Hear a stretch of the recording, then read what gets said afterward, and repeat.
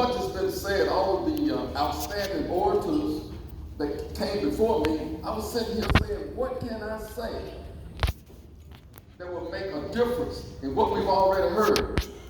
But I'm here to talk about American history. This is not critical race theory. It's American history. In a few weeks, ladies and gentlemen, I will travel to my hometown of Birmingham, Alabama, to commemorate 60 years. 60 years since the bombing of 16th Street Baptist Church. 60 years since the famous March on Washington. And 60 years to commemorate a club that my brother Kenneth and I didn't ask to join. Will you run the Oscar film, please? In early 1965, it was clear to Baldwin and many others in the movement they were facing an uphill battle to change the most entrenched minds. Commissioner Gala, do you think that you can keep Birmingham in the present situation of segregation? I may not be able to do it, but I'll try. Especially in the American South. We will register the vote because as citizens of these United States we have the right to do it.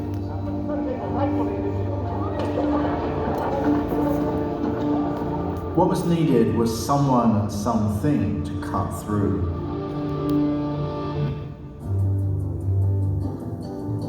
And that came in the form of one extraordinary woman. Alabama's got me so upset. And one extraordinary song captured in this historic recording. Everybody knows about Mississippi gone down. On her mind when she wrote the song was the murder of the civil rights activist Medgar Evers in Mississippi. But the real trigger point was what had happened in Birmingham, Alabama.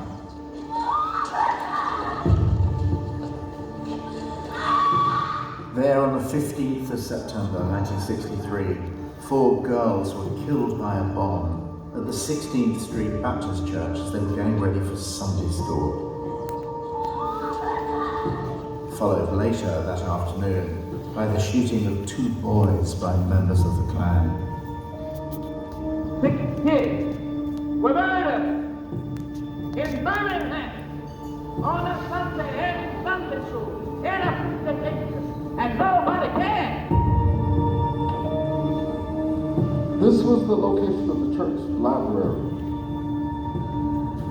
And my Sunday school class met in this space.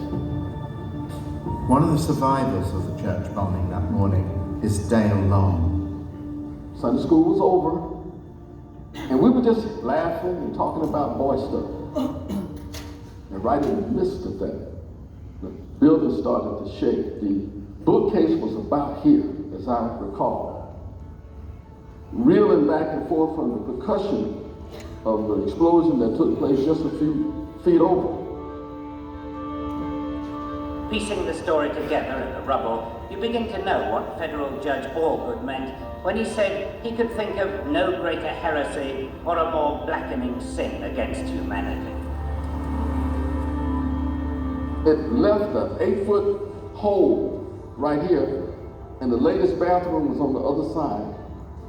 And there were 5 girls there. 4 of them died, and the other one, her eyesight was severely damaged. It was a terrible day. Addie, Denise, Cynthia, Carol were in the morgue.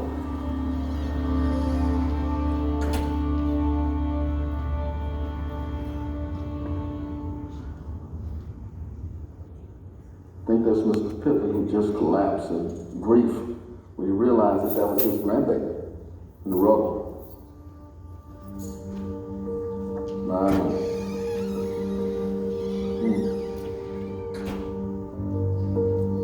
It's difficult to look at sometimes.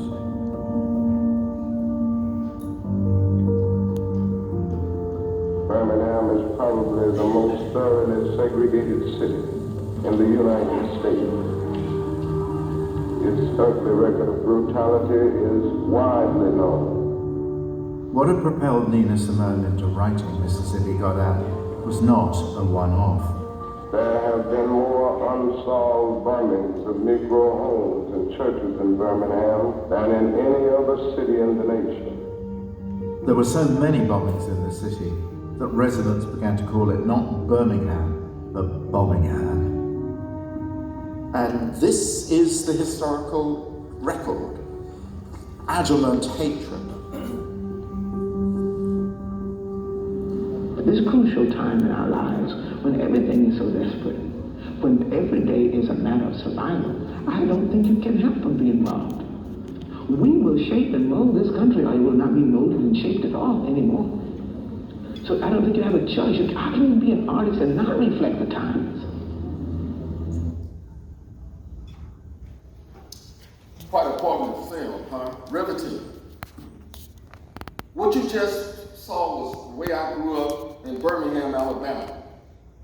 It started with Plessy versus Ferguson in 1896 when the Congress talked about Plessy versus Ferguson.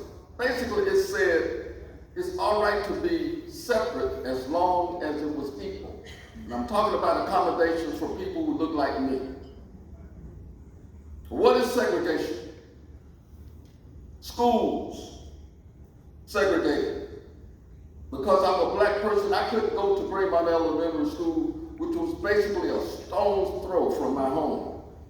Housing, jobs, public facilities, public transportation. Y'all all remember Rosa Parks and what she went through in Montgomery, Alabama. Restaurants, movies, amusement parks. You know, every time my brother and I watched TV, we never saw black people on TV doing anything constructive. Oh yeah, we saw them in handcuffs. On the news being led to prison or to the electric chair in Montgomery, Alabama. But never saw anything positive going on. You know, anybody here have any idea what reckless eyeballing is? Anybody? Anybody? There are actually two definitions. One was if I was walking down the street in Birmingham and I encountered white people walking towards me, I could not look them in the eye. In many cases, I would be required to step off of the sidewalk into the street to allow white people to pass by because I wouldn't dare look them in the face. There was another definition, and you all remember this one because it cost Emmett Till his life. But Helen, would you stand up for a second? We're just going to do a quick demonstration here. You know, you look very nice today. You're beautiful in your white suit. That is and your hair is just beautiful. You're a very attractive lady. That could have caused me to lose my life. Just the compliment I paid upon her as a black man talking to a white woman. You remember Emmett Till. They found him at the bottom of a river in Mississippi. And when they found him, his mother took him back to Chicago and had an open casket for the entire world to see what Mississippi did to her son. Oh, here's one for you. I brought something here for you to see. When my mother and dad took Ken and I downtown to buy shoes, we were not allowed to try on shoes or either use the device to measure our feet because we could not put our black feet in shoes. So my mother had to trace our feet on a piece of paper and present this to the attendant at Black's, Burger Phillips department stores in order to determine our shoe size. If the shoes didn't fit, tough. Once we put them on, that was it. Didn't count it, that's how I had to grow up in Birmingham. You know, I would ask my mom and dad, please explain to me, why do they treat black people so bad? Now, it wasn't too many Hispanic people there because they were smart enough not to be there. Yeah, y'all can laugh at that. Now, plenty of Hispanic people there now, but not back then. And I would ask my mom and dad, what is wrong with us as black people? And my parents would struggle, and try and explain to us without teaching us hate. I would ask them, I say, okay, there are black churches and white churches. What's up with that? What about the little song that they taught us in Sunday school? Red and yellow, black and white, they are precious in His Jesus love. What is that? It ain't but one God. Somebody explain this to me. And my parents would try very hard. And they would send us next door to my maternal grandmother, my mom's mother. And she would struggle with her story. She said, oh, you know, boys, I went to Clark Atlanta University and I met my husband who was a Morehouse graduate. I said, Nanny, we didn't ask about that. But I want to know, why do they treat black people so bad here? And she would give up herself, but she had a mantra that she would recite to us every time we had this conversation.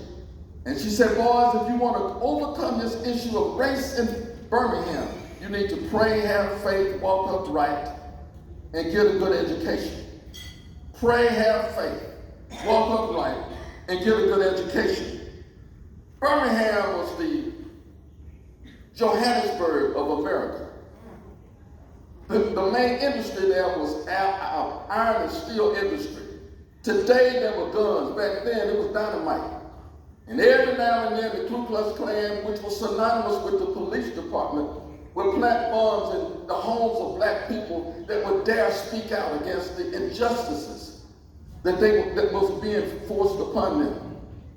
Y'all heard of, if you get on the plane and fly into Birmingham today, you will land at Shuttlesworth Airport. Fred Shuttlesworth was a local minister in Birmingham, and he tried several times to enroll his daughter into all-white Phillips High School. They didn't bother the girl, but they would beat that man some awful. And people used to think he was crazy because he would get out of the hospital from his injuries due to the beating from the Klan and the police, and then be right back out there the next day. He was relentless in his pursuit of justice and humanity for black folks. The ministers in Birmingham got together and they decided to try and do something to change things. It had been tried before, but again, the bombings that took place were designed to intimidate black people. And whenever these bombings occurred, my parents taught us, get down on the floor, away from the windows, don't move until we take. Those were the conditions that I grew up in Birmingham. Fred Shuttlesworth decided to call Dr. Martin Luther King to Birmingham and urge him to come and give us a hand. By this time, Dr. King had gained a national reputation for his civil rights activities. Everybody knew him from the Rosa Parks incident, and he had done some stuff in Macon, Georgia as well. And Dr. King reluctantly came to Birmingham. Oh, he knew all about Birmingham because he had a brother that lived there, A.D. King. His kids were Ken and I best friends. We went to elementary school together, along with Condoleezza Rice, who was at Brunel C. Hill School. Incidentally, we lived in what was known as not Birmingham, but the moniker was Birmingham. And not Central Street, but Dynamite Hill. And at the very top of the hill is where Angela Davis grew up, and her brothers that I grew up with as well. It was a tough time in Birmingham for my mom and dad to raise two boys and feel as though they were safe, or we were safe, outside of their eyesight. The preachers got together, along with many of the attorneys in Birmingham, and they finally talked Dr. King to come to Birmingham. Dr. King came to Birmingham, and the headquarters of his campaign was 16th Street Baptist Church. Now, 16th Street Church was located on the edge of the Central Business District of Birmingham. It's one of the largest, most beautiful churches in Birmingham. And so it made sense that people met there. And so typically Dr. King would have his rallies at 6 or 7 o'clock in the evening, so that people he would expect to come out the next day to demonstrate the injustices in Birmingham. The meetings would take place and they would sing all of the songs that some of them you might be familiar with. I ain't gonna let nobody turn me around. You heard that song. Or we shall overcome. No justice, no peace. All of these, no justice, no peace, just didn't start with John Wiley. We were talking about that 60 years ago in Birmingham. The demonstration started in the spring of 1963, and typically the people would come to the 16th Street Church early in the morning, listen to Dr. King talk about nonviolent resistance. And he would tell them, if you got weapons, guns, knives, anything like that, you can't hang with me. If you got a knife or a gun, something, drop it in the box here, because this is nonviolence. And he explained to them that you would be spat upon, and the dogs would mistreat you. You'd be hit and all of this, but you can't fight back. And they went through drills and learning how to protect themselves. And so the people would walk down that staircase at 16th Street Church and go across the street to Kelly Ingram Park. And all they wanted to do is cross the park, go over to the government center, go to the county courthouse and just kneel down and pray and come back. But they never made it because they were met with police dogs and billy clubs and eventually fire hoses that were trained in water cannons on people, knocking them sometimes 5 or 6 feet in the air. They arrested people as fast as they can load them into paddy wagons and eventually school buses. Now that posed a problem for the movement because the parents were locked up. So if parents locked up, who was at home watching the kids?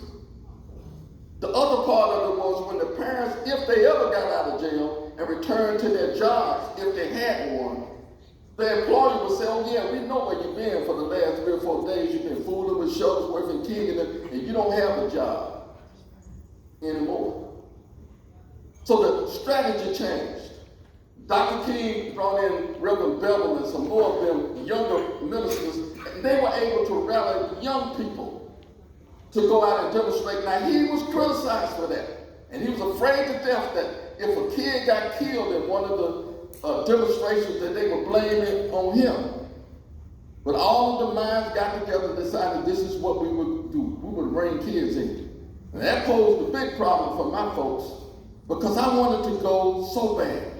Because I'd seen Dr. King on television and I'd heard him on the radio and I'd seen him in Ebony and Jet and Life magazine, but I'd never seen the man in person. And I wanted to go down to 16th Street Church and I thought something was wrong if we in there every Sunday, but we couldn't go down there during the week, and I wanted to hear Dr. King. The other part of it was his nephews, Al and Derek, were our best friends. I remember being over to the King's home, Dr. King's brother's house. And their mom, her name was Naomi King. She said, boys, y'all settle down, you're making too much noise. Go out in the backyard with that noise. Your uncle is in there trying to get some rest. I said, wait a minute, Miss King. You mean to tell me Dr. King's on the other side of this wall? She said, yes. I said, can I go in and look at it? I just want to look at it. And she said, no, he's trying to get some rest and maybe he'll be out a little bit later on. Well, you know, I thought about going in there anyway.